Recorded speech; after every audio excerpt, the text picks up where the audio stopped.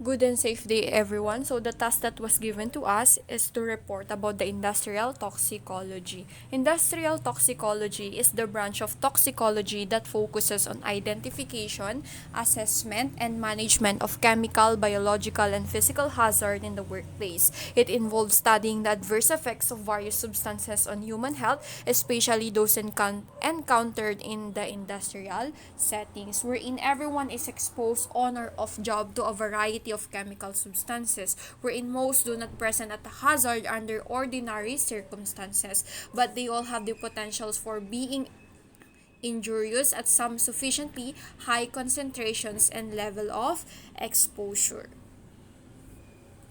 The importance of industrial toxicology is that they plays a crucial role in safeguarding the health and safety of workers by identifying the potential hazards in the workplace. Industrial toxicology or industrial poisons are classified as a solvents, corrosive, air pollutants, or cyanides. First, on our solvents, we have the alcohols, which includes methanol, ethylene glycol, and isopropyl alcohol. For the ethylene glycol, it is used as antifreeze and de-icing solution for windshields. It is odorless and has a sweet taste. Yung ethylene glycol itself is not toxic. However, once na metabolize siya, nagproproduce siya ng toxic metabolites which are the glycolic acid and oxalic acid na nagbibigay ng toxic effect. So, to further understand, we are going to discuss the metabolic pathway ng ethylene glycol. Here, yung ethylene glycol is initially metabolized by our ADH enzyme into glycoaldehyde. Then yung glycoaldehyde natin will be further metabolized by our ALDH enzyme into glycolic acid, which is yung first na toxic metabolite ng ethylene glycol. Then yung glycolic acid natin will be oxidized by lactate dehydrogenase enzyme into glyoxylic acid. And yung glyoxylic acid natin will be further oxidized by glycolate oxidase enzyme into oxalic acid, which is yung final metabolite ng ethylene glycol. Pag yung oxalic acid natin nag-combine sa calcium ions, it may produce calcium oxalate. And alam naman natin na yung calcium oxalate na yon is crystal siya na nagpre-precipitate dun sa kidneys. Naiipon siya doon until makabuo sila ng solid mass, and yung solid mass na yon, yun yung nagiging kidney stones. Kaya nagkakaroon ng renal damage or kidney failure. Sa glycolic acid naman, yung glycolic acid natin can cause metabolic acidosis because weak acid siya na can easily dissociate in the body, causing the accumulation of hydrogen ions, and pag naipon yung hydrogen ions sa katawan, maglilid yun sa pagbaba ng blood pH natin, making the blood acidic, leading to metabolic acidosis. For the treatment of ethylene glycol poisoning, we can perform gastric lavage if the ingestion of ethylene glycol is within 30 minutes, or we can give IV ethanol and fomepizole. Yung dalawang to kasi is a competitive inhibitor na nag-i-inhibit sa alcohol dehydrogenase enzyme para ma-prevent yung metabolism ng ethylene glycol para hindi ma-produce yung mga toxic metabolites. Then, we can also give pyridoxine and thiamine, sodium bicarbonate, hemodialysis, and leucovorin or folinic acid. Next is methanol. Methanol is found in antifreeze, solvents, bootleg or homemade alcohol, and windshield washer. And just like ethylene glycol, si methanol itself is not toxic, pero nagproproduce din siya ng toxic metabolites. Paano nangyayari? Si methanol is metabolized by alcohol dehydrogenase enzyme or the ADH enzyme into formaldehyde. Yung formaldehyde natin will further be metabolized by aldehyde dehydrogenase enzyme or the ALDH to produce formic acid. Yung formic acid natin ngayon, yun yung toxic metabolite naman ng methanol. And yung formic acid can inhibit the cytochrome oxidase activity which disrupts yung electron transport chain which decreases production of ATP. And yung formic acid naman natin, once na mag-accumulate siya ulit sa katawan, yung accumulation na yon may cause acidosis din. Mapapababa din niya yung blood pH, kaya magkakaroon ng acidosis.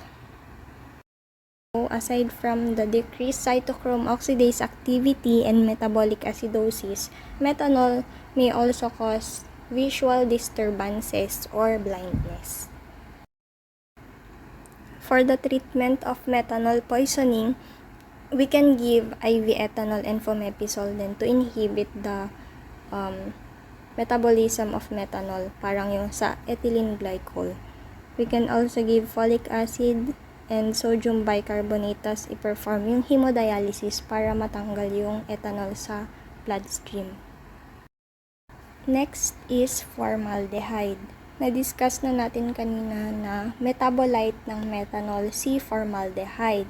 And yung formaldehyde is also known as formalin. Ginagamit natin siya as embalming fluid. Ang toxic metabolite ng formaldehyde is the same as yung toxic metabolite din ng methanol, which is formic acid. Yung formic acid ulit can decrease cytochrome oxidase activity, can cause metabolic acidosis, and also visual disturbances or blindness. Yung treatment niya, gastric lavage, supportive therapy ng IV fluids, and bicarbonate administration, and hemodialysis. Next is isopropanol. Isopropanol is used as rubbing alcohol, disinfectants, sanitizers, and antifreeze. Yung clinical manifestation ng isopropanol toxicity or poisoning is nausea, vomiting, abdominal pain, ataxia, and respiratory depression. Nangyayari lang to once na na-ingest yung isopropyl alcohol or na-inhaled in high amounts. Treatment, gastric lavage, supportive therapy, and so on. And here is the metabolism of isopropanol. Yung isopropanol natin is na may metabolized siya by alcohol dehydrogenase enzyme into acetone.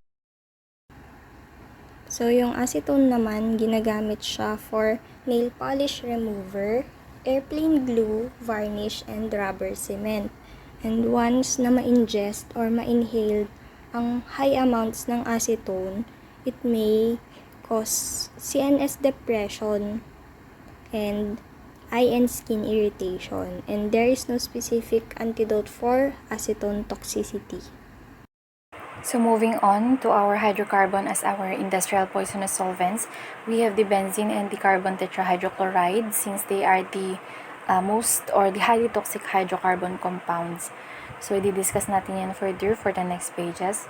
For the next page, first we'll define hydrocarbon as an important energy source of fuel, as they are combustible, acting as mga natural gas natin, mga crude oil or langis or and yung mga coal, na which is yung mga uling na ginagamit natin.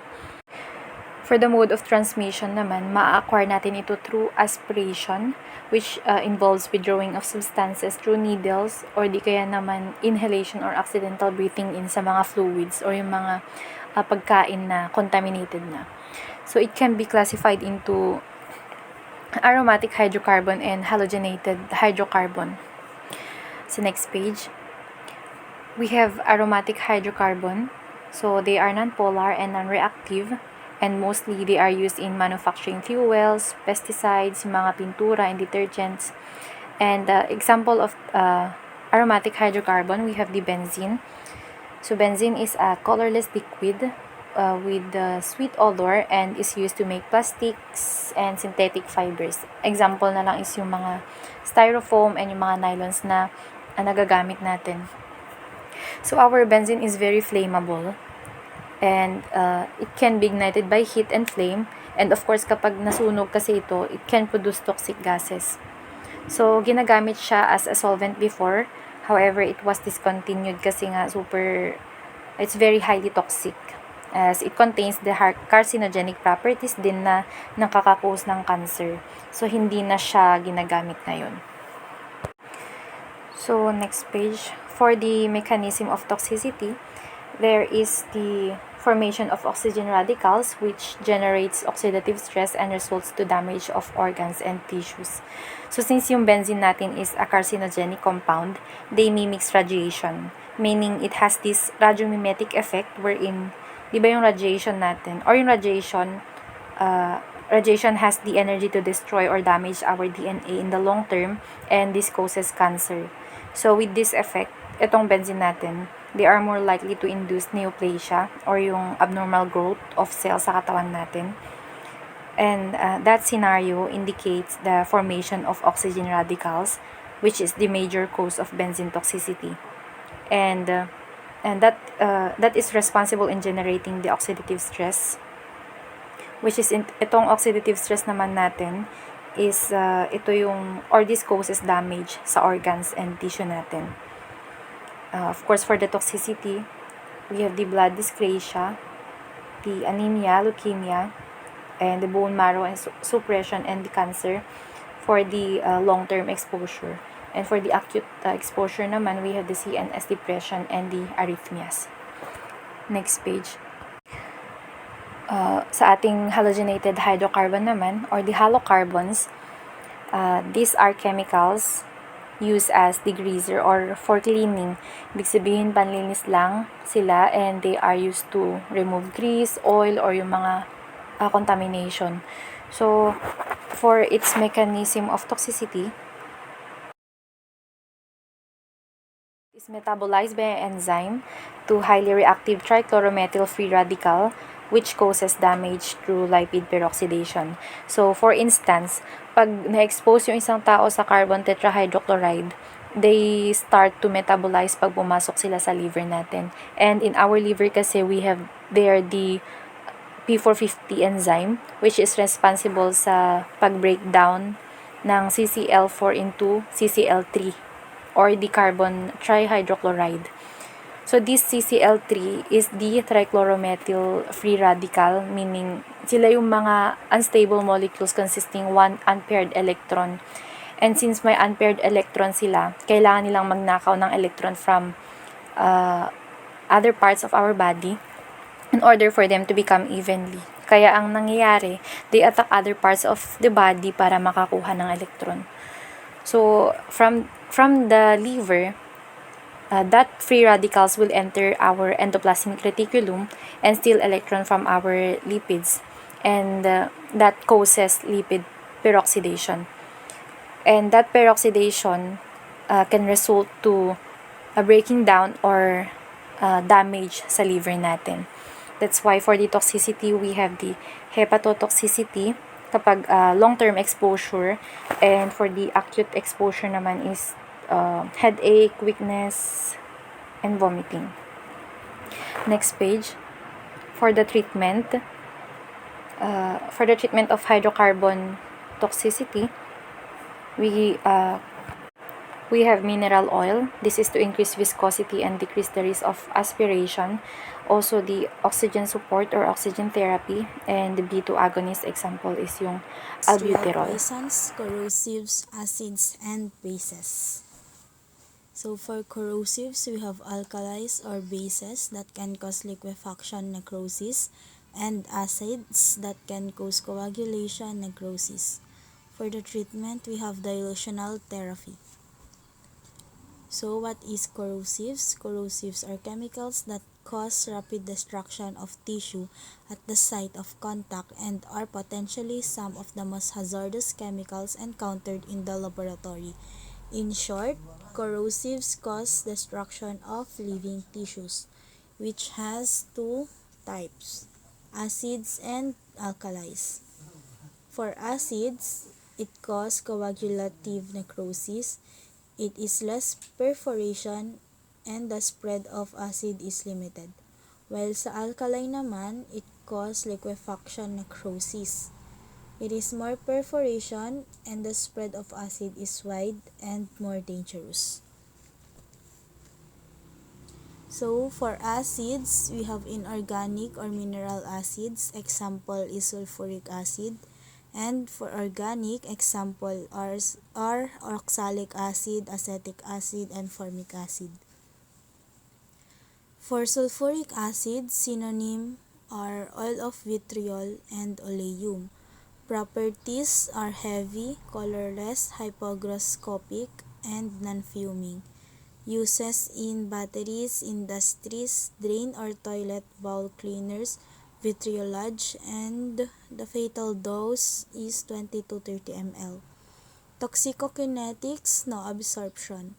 So, mechanism of action, si sulfuric acid is nagre-release siya ng hydronium ions that will cause protoplasmotic coagulation and it will lead to coagulation necrosis. Sulfuric acid poisoning signs and symptoms are burning sensation of GIT, intense thirst, tongue swollen, turns black or brown, or ito yung tinatawag natin na coffee ground vomitus. Yung brownish black color is due to formation of acid emitting. It is also called pharyngeal pain. Sa teeth naman is meron siyang chalky white, drooling, vomiting, dribbling marks on face, stomach perforation, peritonitis, strictures from pyloric obstruction, antral stenosis. So, yan yung nasa picture. Management, decontamination of skin, respiratory distress, demulcents, emergency laparotomy, corticosteroids, antibiotics. The don'ts, no oral feeds, no emetics or charcoal, no gastric lavage. Neutralization with alkalis is dangerous. For hydrochloric acids, or also known as muriatic acids and spirits of salts, properties, colorless, fuming, turns yellowish with air. Uses, bleaching agent, dyeing industry, metal refinery, preparation of chlorine, metal or ceramics cleaners. Medicinal uses, achlorhydria or HB estimation. Fatal dose 30 to 40 ml. Toxicokinetics, no absorption. Mechanism of action, hydrochloric acid produce hydronium ions that cause protoplasmotic coagulation and leads to coagulation necrosis kaya nagkakaroon ng tissue damage. For the signs and symptoms, same as sulfuric acid poisoning, it produces pronounced respiratory distress, grayish discoloration, less chance of perforation. It produces less severe effects since hydrochloric is naturally present in the body. For management, same lang din sa sulfuric acid poisoning, but in severe pain, morphine is given.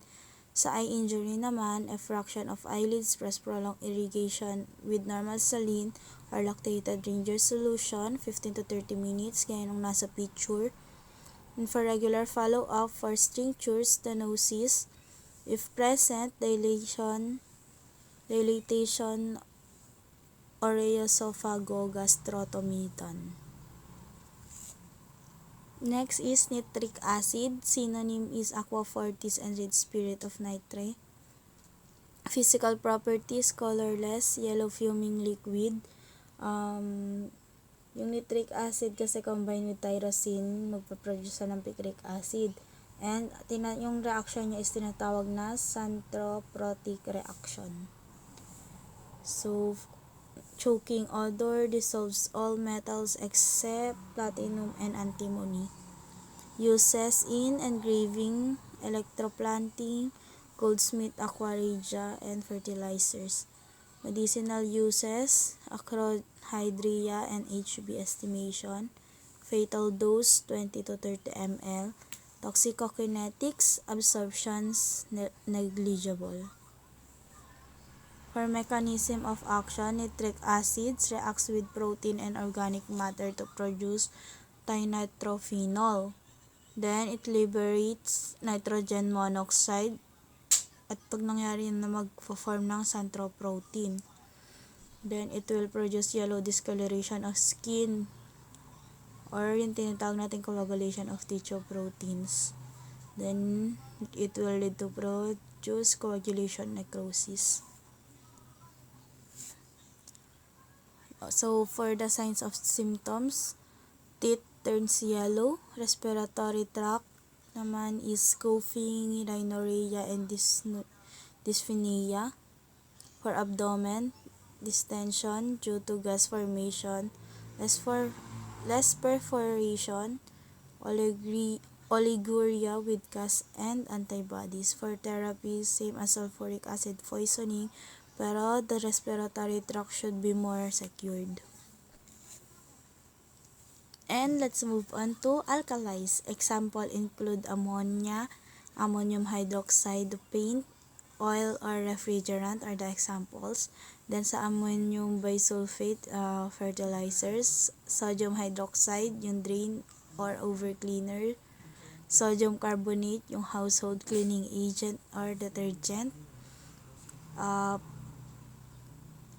pot hydroxide, yung drain cleaners or hearing aid batteries, ganon. So, properties, si ammonia ay colorless, pungent, and choking.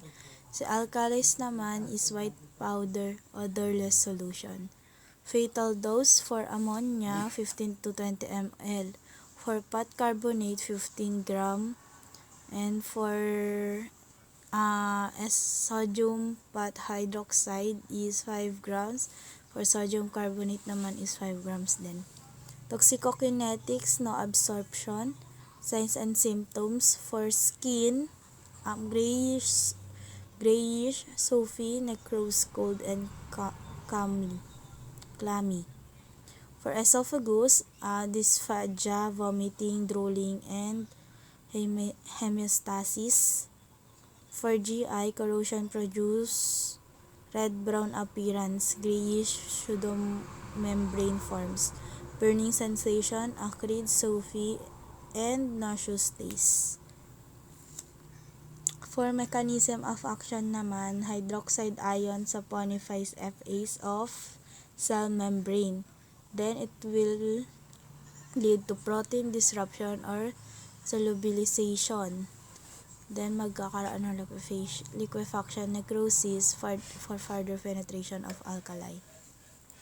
Alkalis management, decontamination of skin for respiratory system, endotracheal intubation, cricothyrotomy, tracheotomy, oxygen inhalation, and for the demulcents, milk, egg white, lemon, barley. Assess fluid and electrolyte balance, unbearable pain or convulsions, corticosteroids to prevent stricture formation, and antibiotic if perforation is seen. We can also use proton pump inhibitor. So sa respiratory system, yung carcinotyrotomy, yun nasa picture yung example. Next is dilutional therapy. Example of dilutional therapy is dilution with milk or water. May be administered in small amounts. It is beneficial to administer as soon as possible after a solid or granular alkaline ingestion to remove any particles that are adhering to the oral or esophageal mucosa.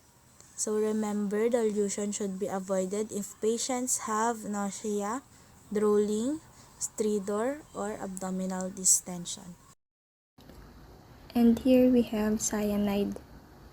Cyanide is found in industrial chemicals and some nail polish removers. Yung cyanide is toxic metabolite siya from acetonitrile. It is rapidly absorbed following oral or inhalational exposure.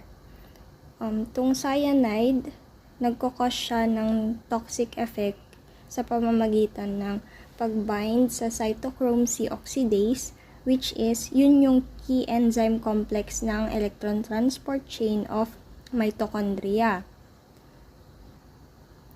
Yung pag-bind ng cyanide sa cytochrome C oxidase is nagkakos ng inhibition ng transfer of cytochrome C sa oxygen, blocking the final step of electron transport chain. As a result, nagkakaroon ng disruption ng production of ATP. And also, nagkakaroon ng cellular hypoxia. Pag sinabing cellular hypoxia, yun yung pagkakaroon ng deprivation ng oxygen sa mga cells dahil hindi nagagamit or na-utilize yung oxygen.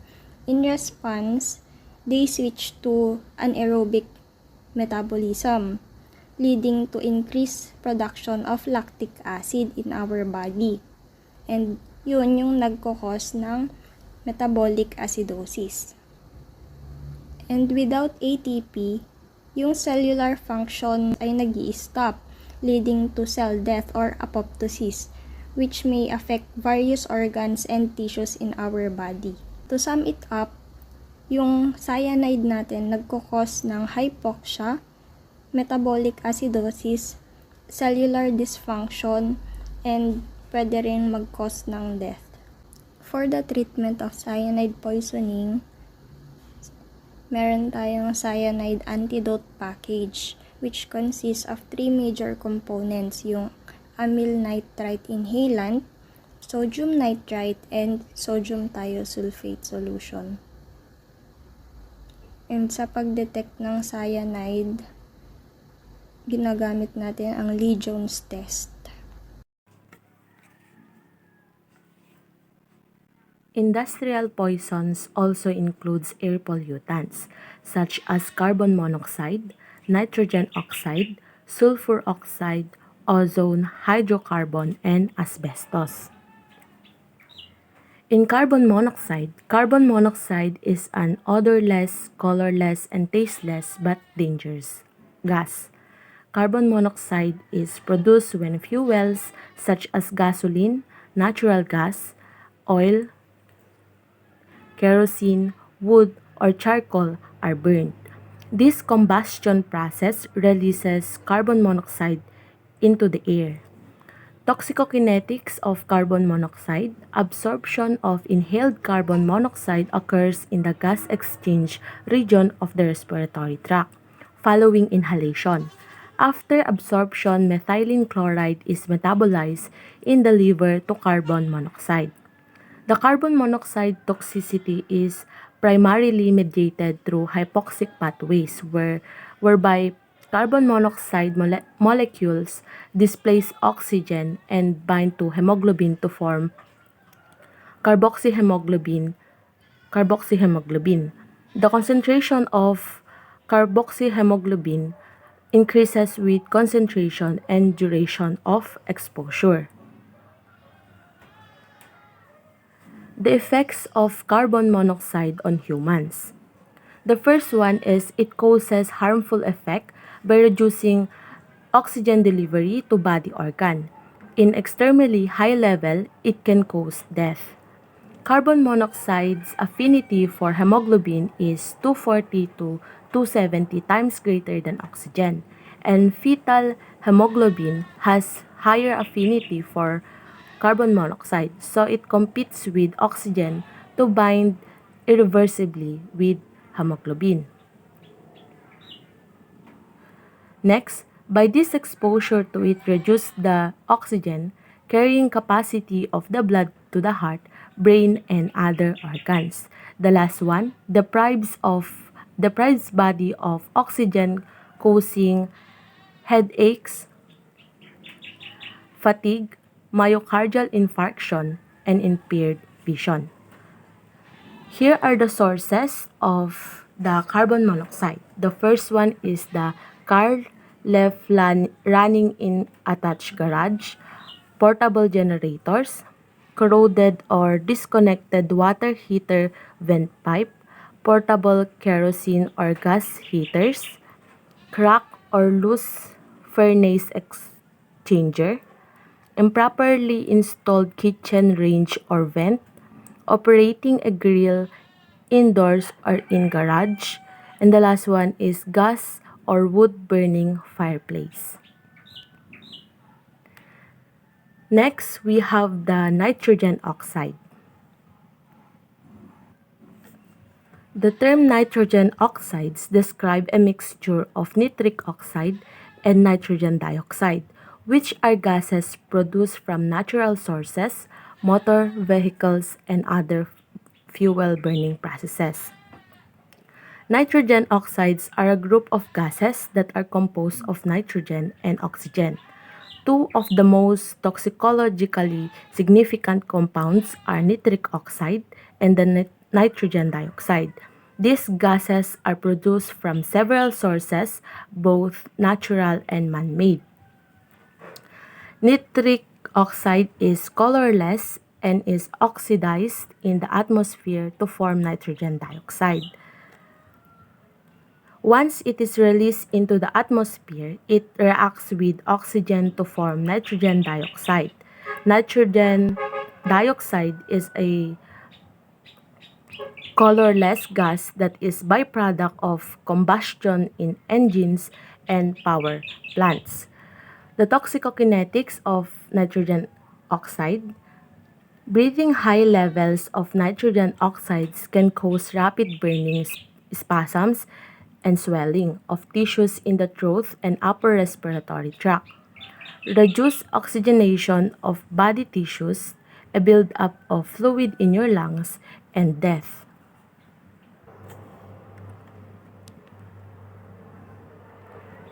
In the case of nitrogen oxides, when they are breathed in, they can cause a range of harmful effects on the lungs and respiratory system.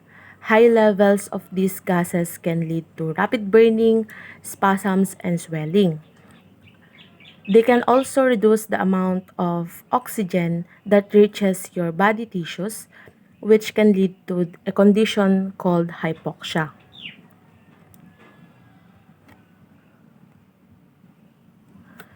The effects of nitrogen oxide on humans. The first one is small levels of nitrogen oxides can irritate the eyes and nose, cause nausea, may cause fluid to form in the lungs, and cause shortness of breath. Exposure to high levels of nitrogen oxides can lead to rapid burning spasms, cause, to throat, cause the throat to swell, reduce oxygen intake, cause a larger buildup of fluids in the lungs, and sometimes even death. The sources of nitrogen oxide. Natural sources includes volcanoes, oceans, biological decay, and lightning strikes.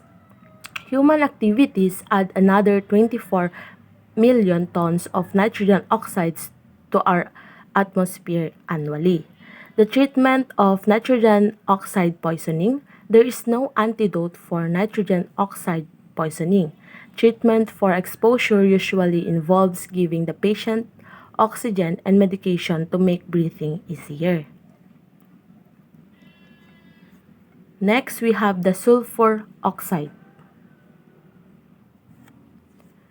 It is one of the several forms in which sulfur exists in air. The others include hydrogen sulfide, sulfuric acid, and other various sulfate salts. Each of these compounds has different properties and can have different effects on the environment and human health. Sulfur dioxide results from the combustion of sulfur containing fossil fuel and when coal and fuel oil are burned. This is a major source of air pollution, particularly in areas where a lot of coal and oil are burned for power generation. When these fuels are burned, the sulfur in them reacts with oxygen in the air to form a sulfur dioxide. Next, domestic fires can also produce emissions on containing sulfur dioxide. Domestic fires such as those used for heating or cooking can also produce sulfur dioxide if the fuel being burned contains sulfur. This can contribute to indoor air pollution, which can be particularly harmful to health in poorly ventilated spaces. The toxicokinetics of sulfur dioxide. Sulfur are absorbed primarily through inhalation, distribute quickly via the bloodstream to various tissues and can cause irritation and damage to lung tissue through reactions with water. Excretion of primarily occurs through exhalation with minor elimination through urine and feces.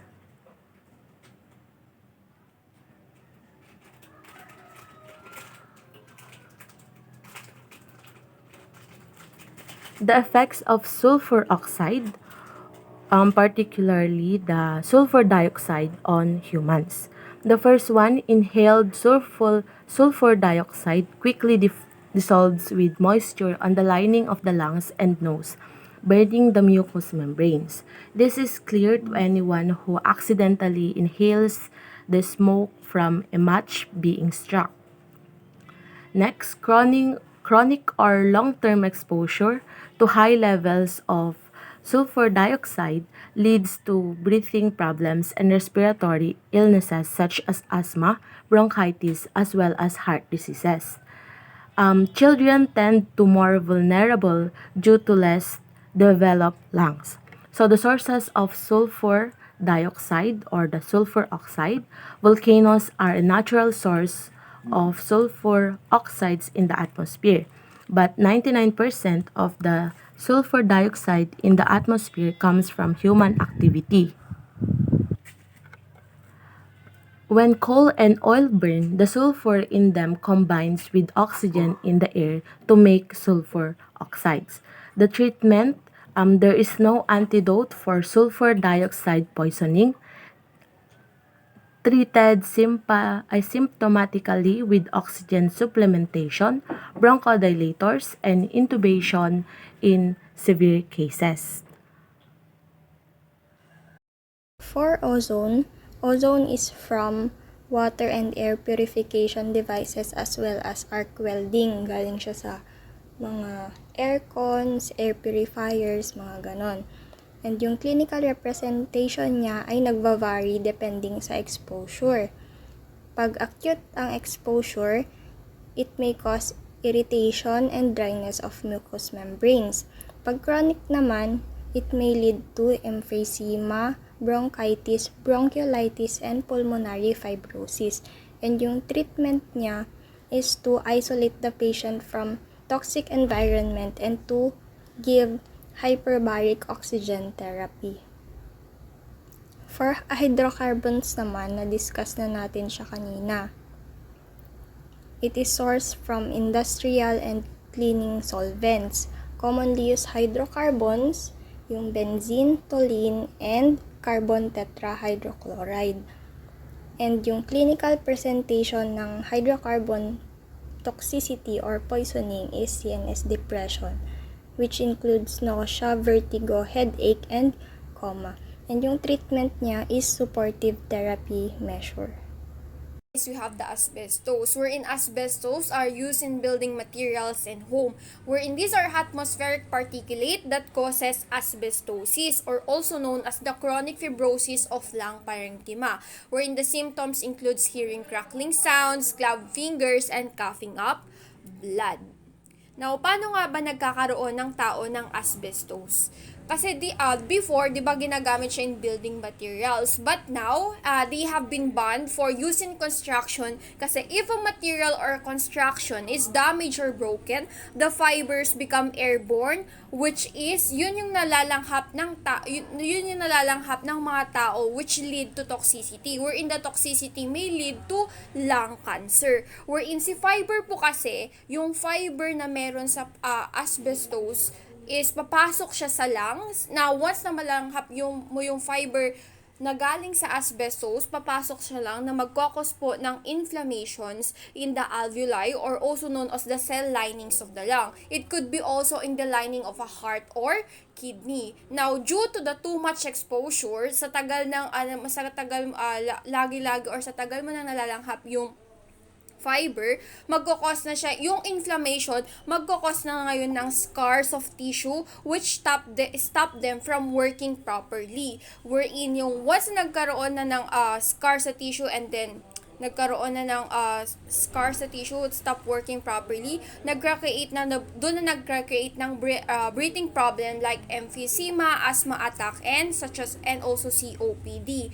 Then doon na din nagpapakita yung mga symptoms toxicity ng asbestos, wherein meron tayong persistent dry cough, hearing crackling sound, sabi ko nga kanina. Then club fingers, wherein when we say club fingers po, ito yung mga kumbaga mas bilog at mas wide yung mga finger natin than the usual size, and then we have also the coughing up blood. Comes naman po sa treatment, currently po there is no treatment or cure in asbestos toxicity.